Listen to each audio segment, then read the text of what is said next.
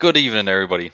Welcome back to the Always Smiling Faces podcast on the Gallowgateshots YouTube channel, which is now part of the 90 Min Football Network. It's the first time I've said that, first time I remember to say that. Everybody else has done it apart from me. Sorry for the delay, everybody. Bestie, are you watching us? Somebody's not on mute. I am. I've got watching us. I've got the YouTube on, so I can abuse Mark in the comments, and he doesn't know. Bestie's watching himself whilst watching himself. It's a bit like it's probably American Psycho stuff, like but butterfly effect, but a bit more PG. So as you can see, it's just the three of us. We've ditched Decker. Decker's not here tonight, but don't worry, we do have it covered. So people are waiting to hear those words. We do have it covered. But to start off, how are both of you two this evening? How are you, Mark? Excited, okay. Excited. Yeah, I'm excited too. Saw you, was it yesterday I saw you? Yes. It was, yep. It was yesterday I saw you. Mr. Best, I saw you yesterday as well. We've seen a lot of each other in the last week, haven't we? Yeah. In person. If anything, more than I would like, to be honest with you. Like, yeah. I've seen Bestie once. But for a long old time, a lovely old time as well it was last night. We did. We had a very nice evening, didn't we? It did once I started serving, Oh yeah. We'll get on that later. We'll get on. So let's start it off the way that we always start this off, on the back of a Newcastle United win. It's not for one of us to say these magical words. It is up for Degger, Mr. Petrie, to say those ones. So, ladies and gentlemen. Sorry I couldn't be there tonight, gents, but I could not let you carry on without doing this. We're won, you know. Get in. I love those words. I love it, Absolutely love it. I feel like I'm at an awards ceremony and like it's I'm sorry, Decker Petrie couldn't be here this evening to accept his award, but he did record this little video for us. Yeah, so it's lads, back-to-back wins, according to Steve Bruce. Well, technically it was back-to-back wins against Burnley. No, we got beat up Burnley. No, we did. We beat them 3-1, didn't we? We beat them 3-1 at home. Yeah. Saints scored as well. It was probably the best we've played all season. Right. Yeah, you're right. But yeah, Mr. Bruce. I don't know where this came from, but he's completely forgot about the defeat to Crystal Palace. Now he's given extra points against Spurs. We won that game apparently. So we're back-to-back wins. Why does nobody call them out on this? It's all about the accumulation of points, mate. All these wins have got to help out somewhere along the line. We accumulate imaginary points at the minute as well. He's trying to do it because obviously it's kind of long been said that, or by us at least, that he's got a lot of friends in the media that kind of overlook his deficiencies. So maybe he's trying to say it so that like Chris Sutton repeats it, Robbie Savage repeats it, and the Premier League go like, I just give him a couple more points. Why not? Nobody knows. It must be true. On FIFA, when you can buy a win from the catalogue, maybe he's just done that. Possibly, mate. I've never had to do that, of course. But of course, the man of your talent, Bestie. Of course, you haven't had to do that. So let's get to the game, boys. Mark, myself, and get it in. Me and you've done the live watch along, Mark. And what a time we had. Not so much in the first 45 minutes. The first 45 minutes were up there with as always, some of the worst football we've ever seen in the Premier League, hands down. Bestie, did you watch this game? Or were you gardening or something? I was where was that? I was in exhibition park with the Bain and Minami, and I got back just in time for kickoff. And it was desperate. It was really, really poor, to be honest with you. Like up until obviously we're going to get I suspect we're going to get the certain individuals that came on off the bench. I didn't think we were going to mention that. We're just going to give it a miss, not bother with him. Like just look over it. Yeah, but no, it was just really poor. Burnley didn't really have to turn up in the first half, and they were ahead. It was like I remember the ball going out under Jacob Murphy's foot for throwing at one point, and it was like that's just what it's been like today. There didn't seem to be any real shape. The goal that Burnley scored, which I'm kind of maybe jumping ahead a little bit here, was the kind of thing we've seen over and over again this season, where they just have someone drop back and cut it back. Leicester scored a couple like that against I think Southampton. Someone else there, I can't remember exactly now. So I think it was Southampton, and it's just again so easy to find space in the Newcastle penalty area because the defence all go back to the byline, and the midfield seem to sit 20 yards out. Yeah. So Mark, we I'm not ignoring you, boys. I'm just putting a link out for this so we get more people watching. So as we saw the team set up, Mark, we were trying to figure out who was going to be playing in what position, but we soon found out in regards to the back 3, 5, whatever the hell it was. The players that were in there, we said that Bruce would have had a difficult decision to make with some of those players, especially with the likes of Saint and Wilson being fit enough to play a part in the game. But the likes of Jacob Murphy held his position, Sean Longstaff held his position. 2 players for me who stood out once again. I think, yeah, once they kind of got going, they started coming more into the game. Like Bestie's just said there, the first half was just forgettable, and there wasn't really many of the people within the team that really stood out in there. Dubravka came in for a lot of praise. He made a very, very good save, but up until that, we'd been questioning maybe some of the decisions he was making on crosses, and he wasn't looking very confident when he was coming out and stuff like that. And then all of a sudden, his game changed as well. So I think it was just growing into the game. Like we did seem to get a little bit of confidence, but even going into the second half, like it didn't start off great, and it wasn't really until the changes, as Bestie's alluded to, that things started happening. But I thought Vidra for them was just an absolute nuisance. He was just everywhere, causing us problems, and having the 3 central defenders just they couldn't seem to handle him because he was just dropping in between them, running in between the lines and channels between those 3 and stuff like that, and that's what caused a lot of the issues. And kind of Burnley were just hitting very long straight balls, which you would think should be meat and drink to a big central defender just to head it clear, but we were missing the ball, we were letting it bounce, we were letting them get in behind where it was just comical, like some of the decision making that was going on at the back, and in the midfield too, if Shelvey and Longstaff for long periods of that were completely bypassed and invisible just because of the way we were playing and the way Burnley were playing. But thankfully, Longstaff, as you mentioned, did come into the game and started being a lot busier and stuff like that. And likewise, Murphy started getting a lot of space and pushing forward. So turned out all right in the end, I guess. Oh, well, you've covered everything there. Everybody, thanks for watching. Pretty much. Like, that was so in-depth. It was really, really in-depth. But all I can think of is how you pronounce Vidra's name. Vidra. I've been trying to think of, like, Captain America puns and stuff for the last 5 minutes or so. I kept thinking of Marvel's Agents of S.H.I.E.L.D. Like, when I was watching them, Hydra, I'm like, it just kept reminding of that. But is it not Vidra? It's Vidra, like that. Vidra, I don't know. Spelled Vydra, in it? Vidra. Vidra, Vidra. We could do a full podcast. You know what we'll do? Right. In the summer, when there's no Newcastle United things to talk about, we'll get a list of foreign players and just put them in front of Mark, and he's got to try and pronounce each one of them. It's a podcast in itself. It is. It's like that video that goes viral every couple of years of the American trying to pronounce the English players' names, and you've probably seen it. Like, I don't even go any further than that. But yeah, I would have. They always seem to say Vidra, don't they? I think Vidra is how it's. I'm not a Burnley fan, so don't pay that much attention.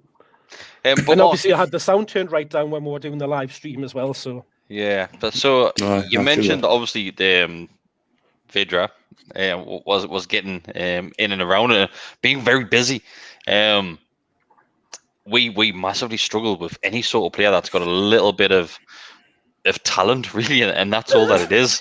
It really is. Anybody who's got a tiniest little thing about them, and we crumble, absolutely crumble. And I would say, I know Kieran Clark's been a great servant, but that first half of Kieran Clark was shocking, Bestie. He's pinning in knots, didn't he? He did. Like I think Clark's one of those players, as you say, he's been a good player forward, and I think he'll continue to be a good player forward as well. I think it's one of those ones where he's just kind of had a bit of a mare, which is for me he's long overdue. Because when they went down, like with the players that they signed, obviously Gale came in, Richie came in, Kieran Clark was like, well, he's just got relegated with Villa. Is he really going to be that? But he's been great. Look at the players that he's been and gone since he's been there. Like obviously Grant Hanley was in the Championship, and Grant Hanley, Jesus, he's getting rave reviews down at Norwich as well. Yeah, well, that he's captain in the top of the league, aren't they? I mean, where did we sign him from? Did we not sign him from Norwich? Nah, Blackburn. Blackburn, was it? Blackburn we got him from, yeah. But like Norwich, I think if they win one more game, they're up. Or if Brentford don't win the next game or something, they played some great football once again this season. A good side.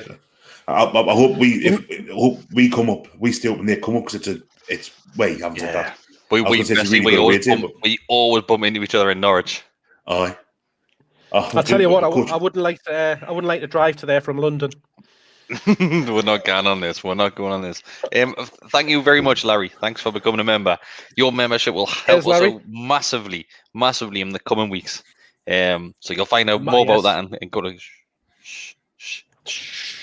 top secret. But speaking of Norwich, I think like that Vidra, he reminded me a little bit of. He reminded me very much of Pookie when he played for Norwich against when the two were apart, like that first game of the season, like all of his movements and little runs. He had a great start of that Premier League season, didn't he? Yeah. So he was that kind of player, just causing an absolute nuisance of himself and just being busy and annoying, I guess. So yeah, another player that I want to mention. I'm looking at the comments here, and it's a bit to and fro, but Paul Dummett, he done his usual thing where he does look quite shaky on the ball, but defensive wise, Paul Dummett's a decent player defensive wise. It's just when he gets that chance of going forward, he just doesn't know what to do, and he really doesn't. He struggles. But as a defensive left side centre back or left back, whatever the hell he is these days, he's my first pick with that left footed player. Not sure about you. I don't know about first pick. I've always liked Dummett. I always think Dummett's had a lot of abuse. That maybe he wasn't due. I'm not saying he's played brilliantly every game. You know, it's not like the Joe Linton thing where you've either got to love him or hate him. But I think Dummett's very useful. I probably wouldn't have him in my starting 11 if you're playing 5 at the back where you've got Clark, Lascelles, Fernandez, Scher, who can all play in that kind of role. I'd like to have Lascelles in the middle, if anything, right? But Fernandez probably on the right. Fabian Scher, see Scher's another one. I had him in mind when I was talking about Clark earlier. Scher's like, he's brilliant, and then he's terrible. He's in Newcastle for a reason. You know, there's a reason he hasn't gone to like a Man City, a Tottenham, a Chelsea. You know, just because he's deficiencies in his game. But Dummett, for me, he's got that kind of. He can play left back. I mean, we've always been told that left back wasn't his chosen role. Like, you know, he's really centre half. So to have been really first choice left back for about 5-6 seasons maybe till Lewis came in, when he's been fit, of course. And then to play centre half as well, I think there's definitely a role for Paul Dummett, like at Newcastle. Yeah, I think Paul Dummett is spent as even the coming years. I can't imagine Paul Dummett leaving. There was rumours a few years back that he might have been going to Palace, but that was when Pardew was manager at Palace, wasn't it?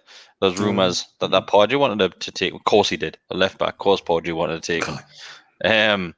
Somebody else that we need to talk about is we'll go to the next steps. So players who weren't pulling the weight. And Mark, we'll come to your favourite player. Do you know who I'm going to come to?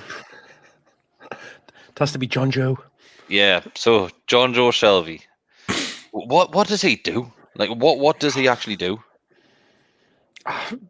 I've literally got no idea. No idea. I think like he is the epitome of, I don't know.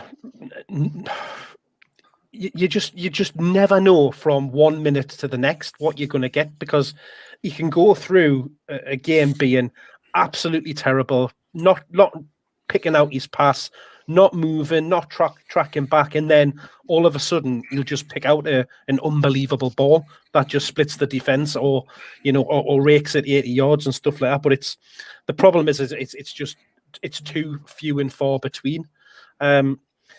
He'd get away with it more if he did play the balls forward a lot more. It's always that thing of dropping back, picking up the ball, and then rather than looking to move it forward, he'll just come back, drop back, and then he'll give it out at somebody to the right or somebody to the left, and it doesn't actually get where anywhere. But he's just frustrating, isn't he?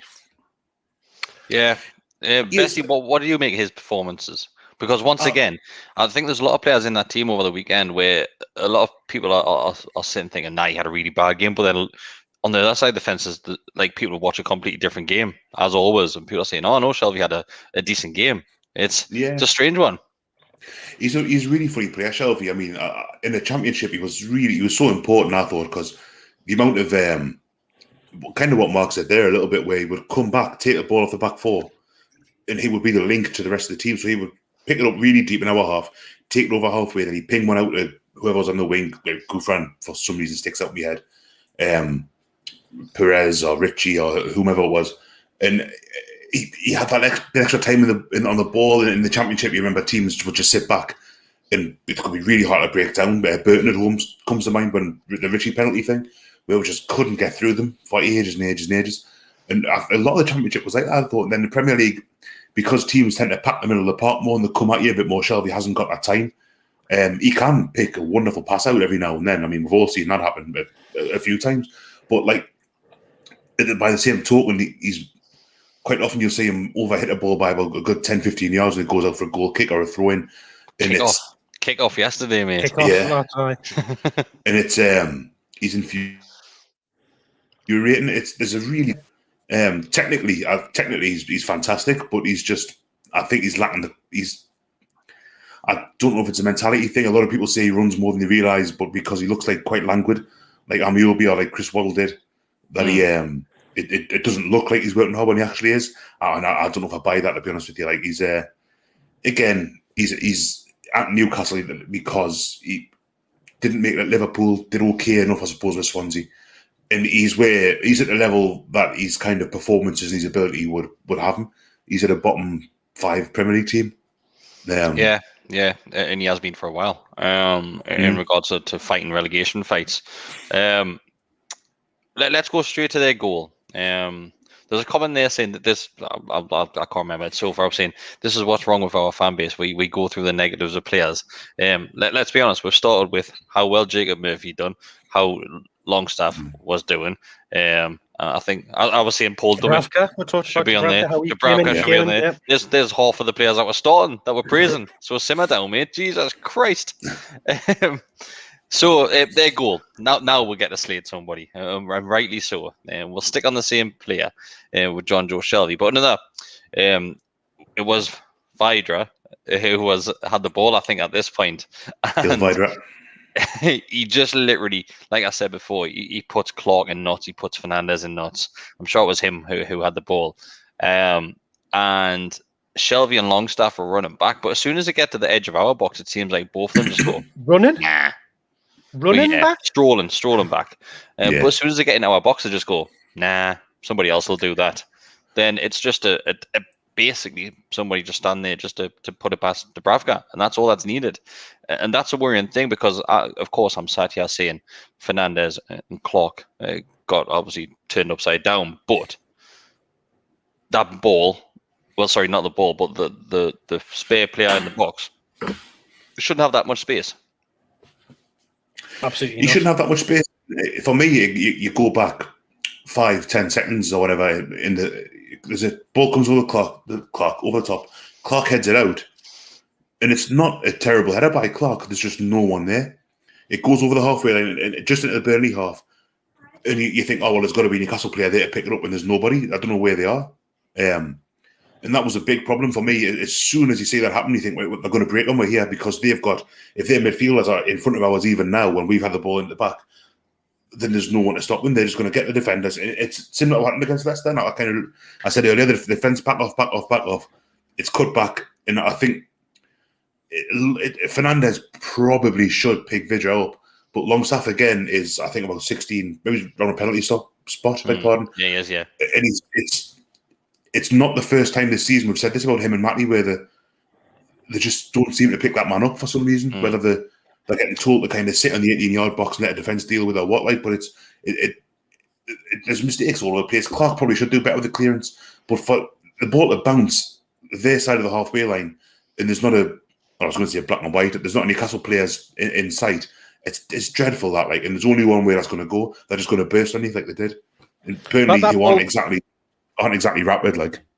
No, that ball, when it does come back, it's like it's probably about 10 yards away from Shelvey, and there's a Burnley, like, the ball practically goes between Shelvey and the Burnley player, and Shelvey makes no attempt to try and challenge for it or get himself in the way or anything, and then gets away from him, takes the run, and then Shelvey starts just jogging back. No real awareness of anybody going.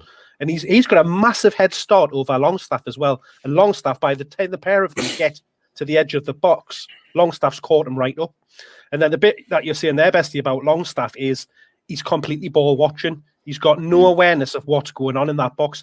If you watch the goal back, he's staring at the player with the ball, not looking at what's happening in our goal area, what's happening in front of the goal, which is where the danger is. He's looking across the box at their player with the ball, thinking, right, where's this going to go? Rather than just averting his eyes to the middle of the goal, seeing their player stand there completely unmarked and just go mark him, pick them up, cross the ball, get something like that just to block it. But like Chris, we talked about, like, before it even kicked off, around the back three and the fact that either Fernandez or Clark were going to have to play out a position, and basically both of them weren't they? We had Fernandez across to the right and Clark in the middle to fit Dummett in on the left-hand side. And we're seeing warnings even before the goal of just a lack of communication between them, just not kind of talking to each other, both going for the same ball and that kind of thing, going up for headers, trying to win it together. And like, I guess it stems from there, that lack of communication, the lack of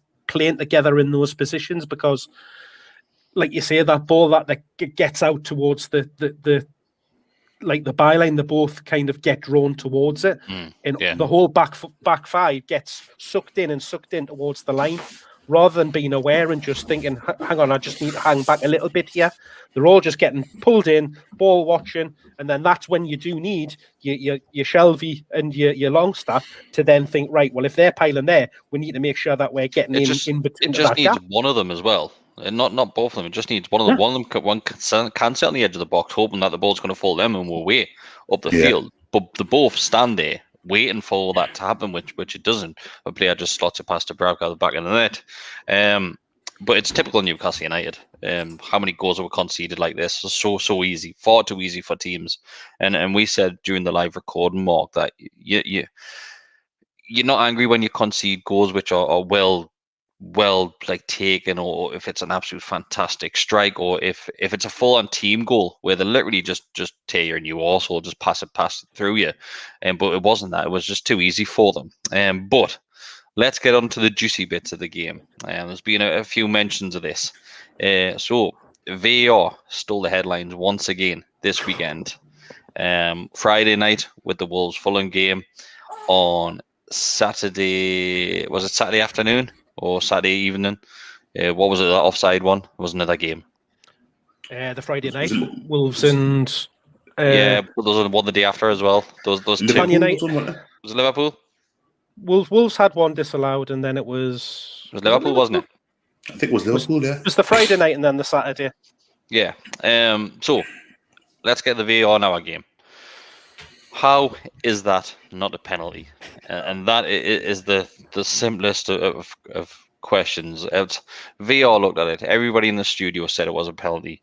All of us said it was a penalty.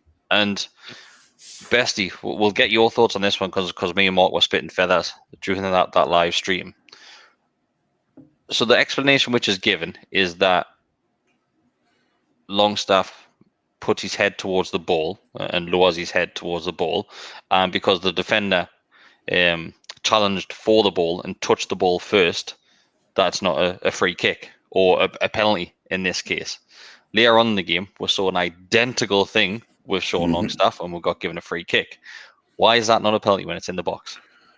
I've no idea. I can't explain it. I've seen what they said. And Mark Clattenburg said something today that was quite similar. That Longstaff's gone in with his head. The defender didn't know he was there, which is no justification whatsoever, by the way. I can't agree with that at all. And that it's not a pen. I can't. Like, you know, when you first see it, I thought, oh, well, maybe he has got it a bit low, but he's not upright. But it's a penalty. There's just, I don't understand. And I mean, it's as much as it's kind of VAR that's made the referee should see that. The referees must give a penalty there straight away. I wonder if he hasn't given it, thinking that, oh well, VAR will tidy it up and the right decision will be made. Yeah. But no, I don't get how when you watch it over and over again, and as you say, Chris, in the second half, a very similar challenge just outside our box, and we get a free kick from it because of the high foot. It's just I'm lost for words. It's outrageous. Crazy, isn't it? Anthony Taylor had no thought to give that penalty. It just didn't even cross his mind, because as soon as it happened, he waved it off straight away, like saying no, it's not a penalty. So there wasn't even a thought or a doubt in his mind that it could have been. So, like where you're saying there, like maybe he was hoping that VAR would give it the benefit of the doubt and make it up. I honestly think he just went, nah, that's not a penalty, and then VAR will only kind of interject if they think it's a clear and obvious error in his judgment, and it has to be a penalty. But I mean, when you see it back, the explanation was that Longstaff stooped towards the ball. I mean, he's 6'2" or something like that, and he bows his head if anything. So, and he's getting kicked in the forehead. So their player is kicking at least 6 foot high there. So how is that not a high foot and a dangerous challenge? How can you put your foot 6 foot in the air and not think it's going to hit somebody in the head? Yeah, so one of the things which I mentioned during that stream, Mark, I said if it was the other way around and their defender was heading that ball to clear it, and a Newcastle player just comes and tries to volley it, you know for fine well they're getting a free kick. 100% free kick, yeah. If it's on the goalkeeper, if for some reason the goalkeeper goes to get that ball and a player out of nowhere kicks the ball, but then kicks the keeper in the head, you know it's going to be a free kick then as well. But for some reason, when it's opposition and you're attacking goal, the referees don't want to hear about it. And the fact that it went to VAR, we were sat there, Morgan, it's gone to VAR, they'll give this. Yeah. We were convinced that we were getting a penalty there. The more often you saw it getting played back, it was like, it 100%. It definitely is. And I said when it did slow it down, or something like that, or what? It just when they slowed it down, and you were getting the still frames or zooming in, or going back and forwards. And I said to you, Mark, I said they're going to come out with the excuse now that he's touched that ball first before he's kicked Longstaff in the face, which is exactly what they've done. But I don't even understand how they could possibly see that that's happened, because watching that, the timing, like as they're slowing it down and we're looking back what they're looking at, and it all looked like it was all happening at exactly the same time. There didn't seem to be any clear touch of the ball, and the ball then went off and he follows through in his head or anything like that. It all comes and happens together. But it's, I don't know. Like I said at the time, we've got a comment mark from Larry. Kind of cost me. He says, you get touched in the face and it's foul. You get kicked in the face, not a pen. Obviously, he must be referring to the Son incident where Manu scored, but in the build-up of that, Son got a flick of a finger to his face. Then obviously the goal gets brought, and Son goes and scores a few minutes later. In our game, I think what we'll have to agree on here, VAR isn't the problem. VAR does its job. Everything's slowed down. The camera angles are there. That's fine. It's the people using VAR who are the problem, because we're seeing in different leagues where it does work. But for some reason, in the Premier League, as always, the officials managed to fuck things up. Yeah, totally. And I've not really, VAR as a concept, I don't have any issue with that. It's just going to be used properly. And this is one Sunday, where the referee said, well, hasn't given it, so kind of effectively said no foul. In the PGMOL, the Premier League, whatever the MOL stands for, said, no, it's right, because if you look at this law here, and it's horseshit, it's rubbish. It's just, you're right, Chris, VAR, in this instance, and with the Son Heung-min thing, it's not VAR that's a problem necessarily, it's just how it's being used, it's how it's being applied. And there are ones where like the offside, it was the Wolves offside, I think it was, where it's the length of the sleeve, but one of them seems to have shorter sleeves on another one, and it's stuff like that's where the rules have got to change to accommodate VAR, because at the minute they're kind of almost working at odds with each other. Yeah, and the whole offside thing, mate. When they slow these offside down, they put lines all over the shop. It's like when they start like playing off the player's shoulder when he scored off his left foot. And I'm thinking, if you're going to look at offside, surely it's what you scores the goal with that you should be going off. It always used to be that it was any part of the body that you could score a goal with got to be onside. Or that's it. Always used to be. That was up until I think this season. That's what it was. The offside thing level, weren't you? Yeah, like I've seen Arsene Wenger say, well, effectively saying there should be daylight again between the striker and the defender. But even then, yes, that doesn't get rid of the problem. It just moves it a foot and a half that way, where they're going to be drawing lines on the screen to make sure that there's daylight. So I don't know. Offside in particular for me is where VAR really falls down, because then you've got the issue with how many frames per second the camera works on and which frame do you go from with them kicking the ball. Because when you kick the ball, it's not like there's that little bit where your foot kind of goes into the ball almost, and kind of, So at which point do you take that from? Is it when the ball leaves your foot, or is it when your foot hits the ball? So there's loads of little kind of caveats, and it's not that VAR isn't fit for purpose, as I say. Not that I particularly like what it's done to the game, as things are. It's more that it's just not used properly, and there are too many grey areas, and it's something that they need to iron out and make sure they're getting right, or they just need to scrap it and say, right, we haven't quite got the right technology for it yet. It's still subjective, isn't it? That's the problem. Is you've still got a human being making a decision. So regardless of having the technology there, that still comes down to one person and their opinion on whether they think it's one thing or another, which is, I guess, when it works is when they have something and say to the referee, you might want to have a look at this, and get them to go and have a look at the screen at the side, and then they can talk it through. They can say, right, what's your opinion of it, and come to kind of sort of a bit of an agreement between them, so that it's then a bit more of a collective discussion rather than just one person sitting away, making that decision, unless it is something that's, absolutely clear. But we just don't see enough of that for me, just going over and looking at the screen and just making a decision and based on that, and having those discussions. We've seen I think it was the West Brom game. Was it West Brom game yesterday, where they couldn't make a decision whether the goal was onside or offside? Didn't have the camera from angle VAR because they couldn't get the right angle. So again, it's like, well, if you're not covering the entire pitch, then it's flawed. If you can't clearly see with the amount of cameras that are there, then there's a problem. So but I don't know. There's a whole host of you don't expect to be having teething issues after 2-3 seasons of having this there. So it's just. Well, who was it earlier in the season where the referee had forgot to turn his watch on for the goal line technology? Last season, that was Villa, wasn't it? Was that Villa? Sheffield, Villa last season. Yeah. Well, that's how they stayed up, wasn't it? Yeah, they should have basically been relegated. Yeah. Yeah, no, it's another horrendous thing. But Bestie, straight after that chance, that chance after that penalty appeal, Dwight Gale goes and puts an absolutely fantastic challenge in, wins the ball cleanly, and the referee blows his whistle straight away, free kick. Yeah, it's absurd. I forgot about that. It's a kind of issue I've got with VAR this season and the end of last season is there's no fans. So if you get a goal that's chalked off and you think it's a good one and the crowd are up, you know what it's like in St James's Park when you feel like there's been some bad decisions go against it, even if they're not really, it gets the crowd going and it can change the game.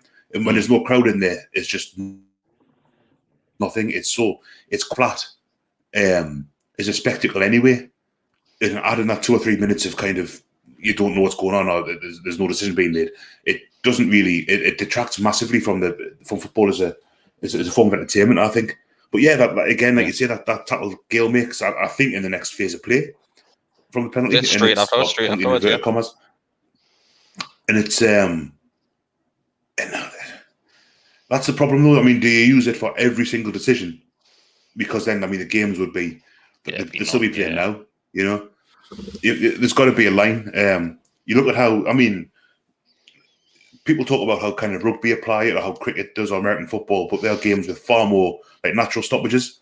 Football, I think one of the great things about football is how quick it is and how the game can change like that. Whereas, like American football, well, in particular, like the difference with football, players can be as quick as they want with those sort of pauses in play. If we've got a throw in, player can run over, take it as quick as he wants. It's not a case where they've got to wait so long like you do in other sports. Same with free kicks. If you want to make a quick free kick, as long as the ball's on the deck and it's stopped, you can do that.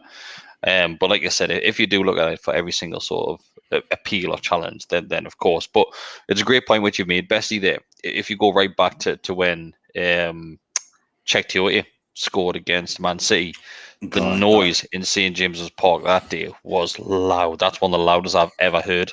Yeah. It was the full ground as well. You normally get pockets, but it was the full ground just going off it at the referee. And similar when Richie, when he had that penalty, then he got a free kick. Like it was so loud then as well. When you fuck up in St. James's Park, you know you fuck up. Stuff like that can make an atmosphere. Like I've been to more Newcastle games where an atmosphere has been created because of that than it has been by Newcastle being good. Like I think back to like well, it's maybe an example of both this one, but Liverpool, Rafa's last home game where they got beat 3-2, and the crowd was going absolutely light for what felt like the whole 90 minutes. It was a brilliant, but the referee got some things wrong, and Newcastle played pretty well, but it was. It was Fernandinho. Was it Fernandinho that done the dive when Richie was like a foot away from him? On the in front of the stand. Scored. Was it Rigi that scored from that ball coming in? That was the third. That was the winner. That was scored from that one. But yeah, St James's is like, even when really the referee's done nothing wrong, just that feeling of injustice can really get the crowd going. And it's something that's been badly missing this season. Like, and I mean, it works for you and work against you, but just when you're there and it happens, it's just so easy to get wrapped up in it. Yeah. So half time comes and Newcastle were desperate for half time to come at this point because just before half time it was backs against the wall again. I think even the commentator said Newcastle will be counting down the seconds. But we'll come out in the second half, and both Mark, we said Bruce needs to change something within the first 15 minutes. The players came out, there's no changes, but was the same sort of display in the first 10 minutes. Then the changes came. Early changes, something which we've been asking for God knows how long, when we're struggling in a game. And to give Bruce credit, he did put both those on. So it's a double change. Joe Linton and Dwight Gale went off, two players who didn't really have much of an impact in the game. Obviously replaced by, if I say a step up, it doesn't give it justice. It's absolutely phenomenal, the difference between the two players coming on to the two players going off. So Wilson and Saint come on straight away. Saint Maximin, what a player, Mark! Like he must have just thought, I'm just going to come on and win this game. I'm just going to come on and change it. He was on his game on Saturday, and that's a Saint Maximin that we'll love to see. Yeah, well, he pretty much said that, didn't he, before he went on? He like, obviously, Willicks came out and said that he'd had a conversation before he kind of went onto the pitch about he was going on to win it and win the game for and stuff like that. So, but I don't know, that game was just crying out for him, wasn't it? Because we had nothing in midfield.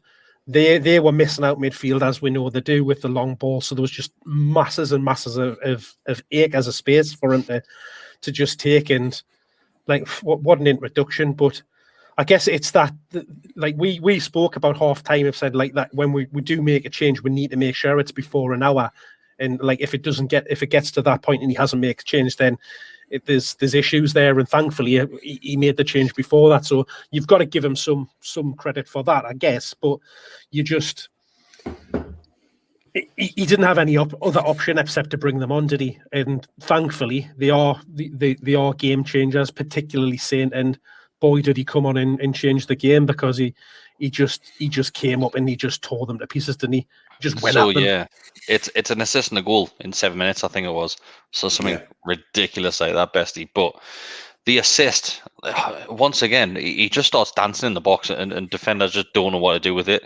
Then he just passes it back to Murphy, and let's give Murphy credit. That's a fantastic strike to put in the corner. Absolutely amazing strike.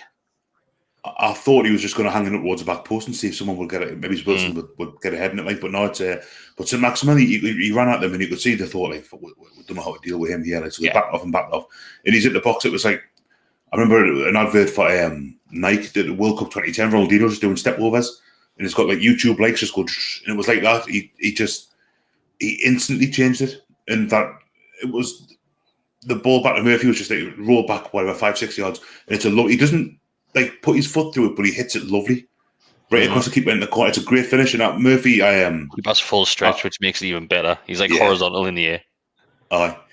Murphy, I thought struggled a bit in the first half, and he's a player that I really want to see do well at Newcastle. I like him, even if he's.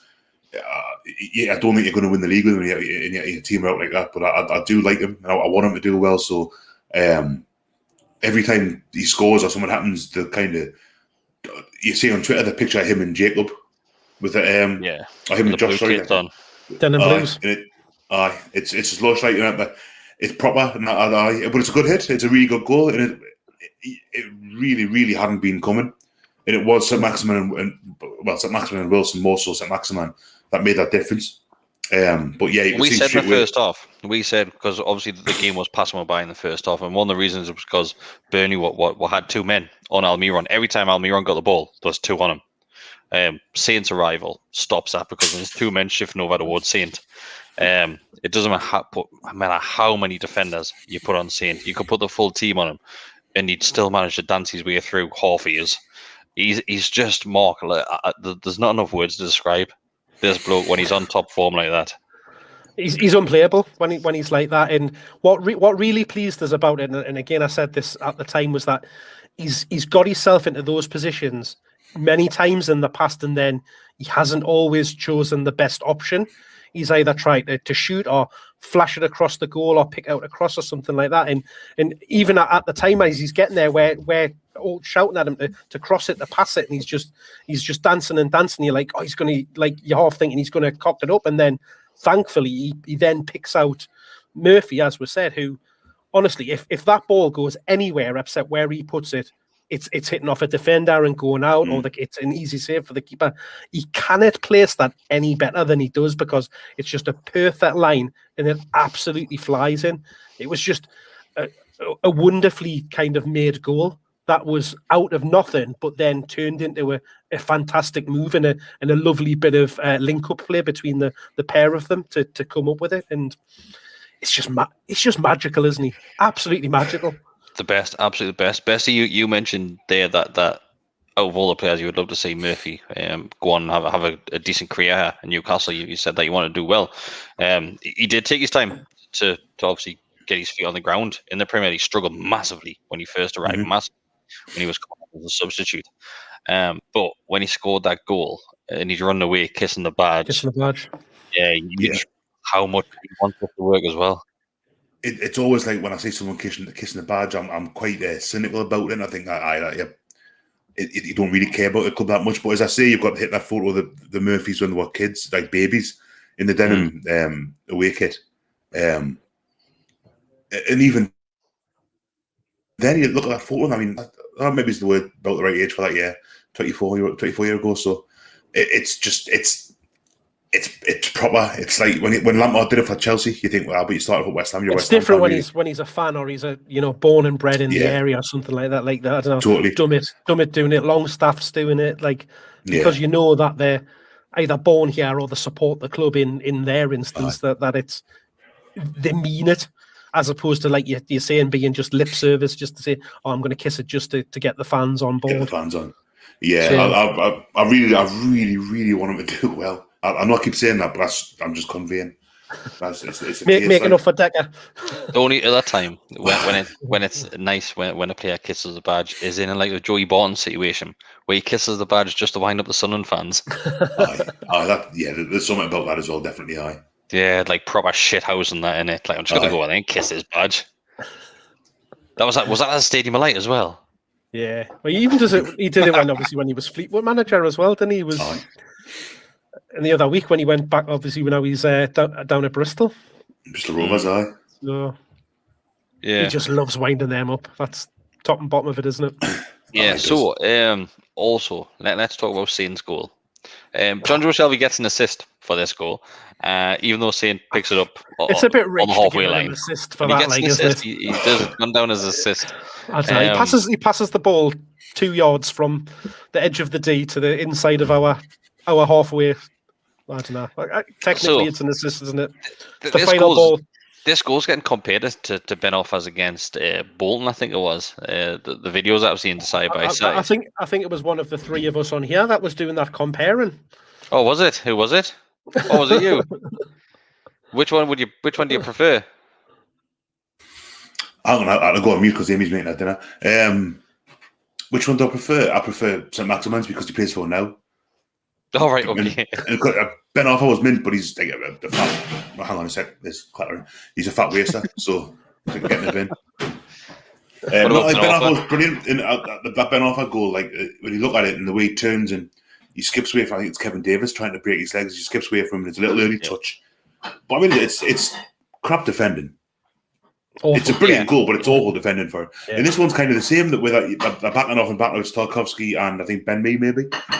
They're backing off because I think that shit's scared of them. You know that they know that if they dive in, he's going to skin them. So it's similar. I mean, if you're talking degree of skill, I think Ben Arthur is easily the better goal. Like but he's. But you're right though.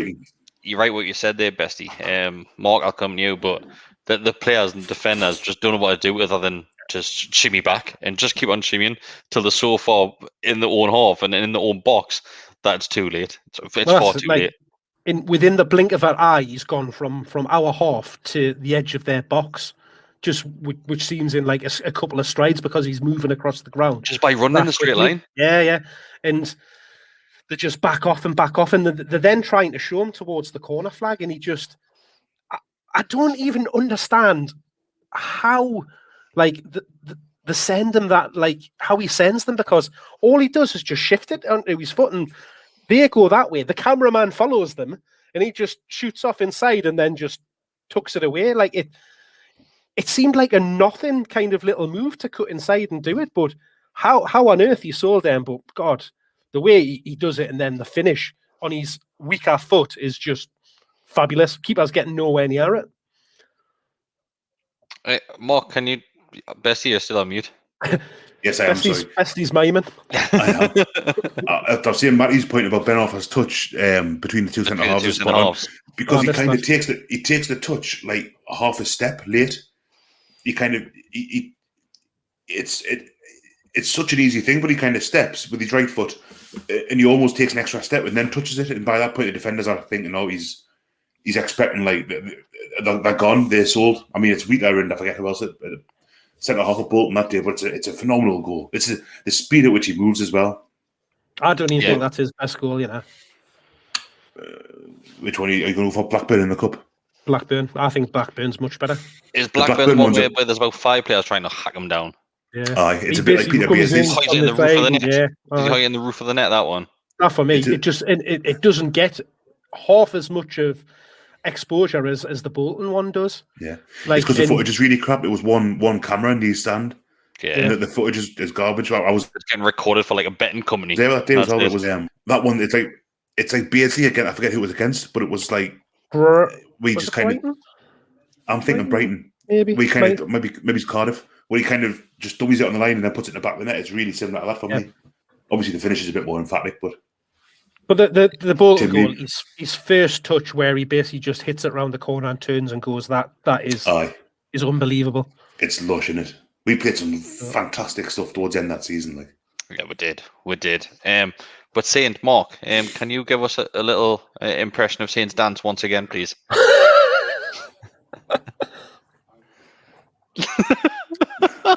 The worst, absolute the pit. That like was that him? Was that actually St. Max? That is, son. It's. Do you know what it is? I just hope, like, and there was a comment in there. I'll show it on screen. Saying that Wilson should get more of assistance Shelvey for helping take the defenders away from Saint.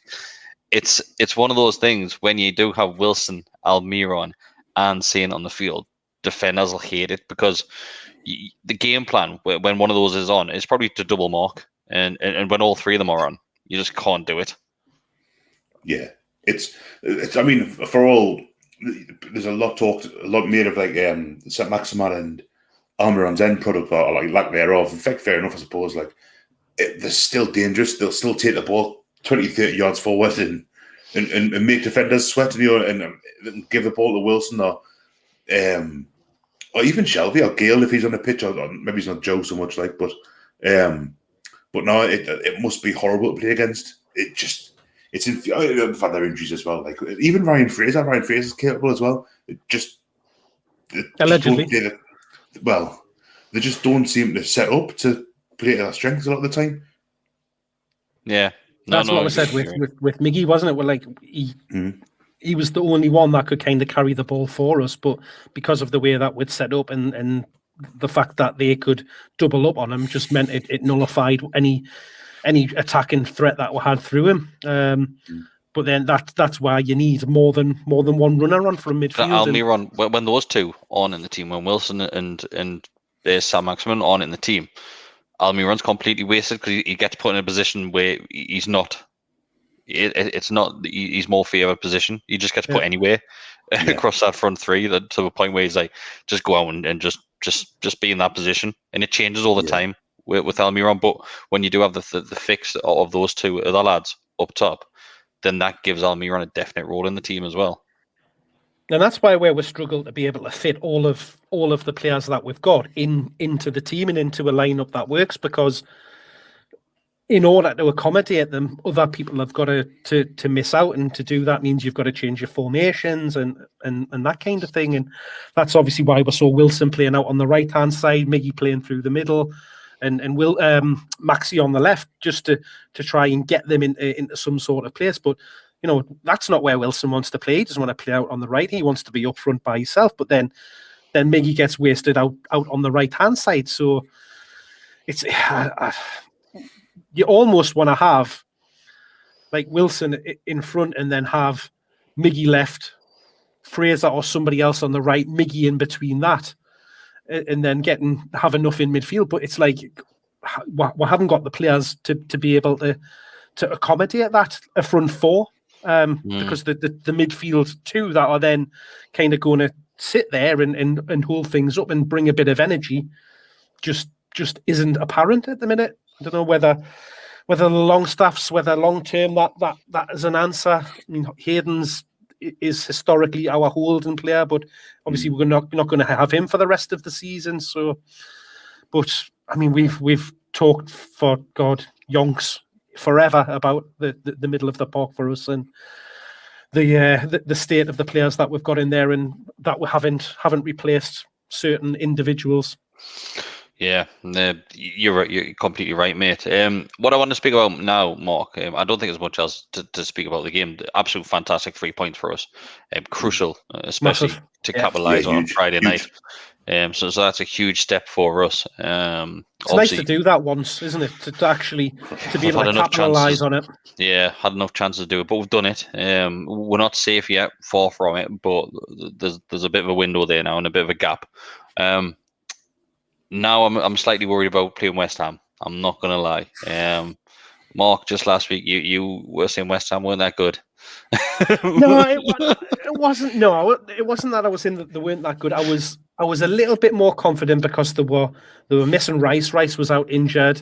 Antonio's out injured. So you think, that's the two players that really, really make them tick. But as we know, Lingard's came in on loan, and Christ, I don't know where the hell they've got this player from, because he hasn't shown anything like this sort of desire and hunger in God knows how many years have been at Man United. I know he's only 22-year-old, but played there for 15 years. But it's boys, the first couple of breakthrough seasons that he had, he's never looked like reaching any sort of potential. But in the last 3-4 months, he's just been unbelievable.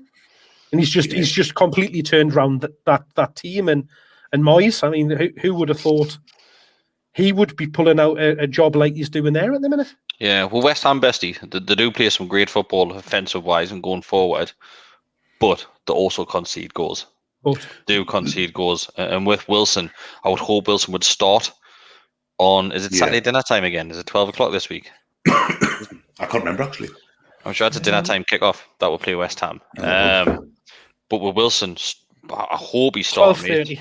12:30. So I hope both him and Saint are starting. And Wilson loves playing against West Ham as well. So does Saint. So does Saint. So yeah, it's going to be one of those where I don't think it's going to be a bad game. I really don't. In regards to a neutral point of view, for a Newcastle point of view, we might get hammered, but then it could go the other way because the elite goes as well. It's honestly, I just don't know what to expect from this one. No, do I. I'm not expecting Newcastle to play very well, but there again, I wasn't at Goodison Park either, and they turned Everton over quite handsomely. I mean, it's going back like it was January that now, but it's a while ago. But yeah, I'm more confident going into it than I was before the Tottenham game.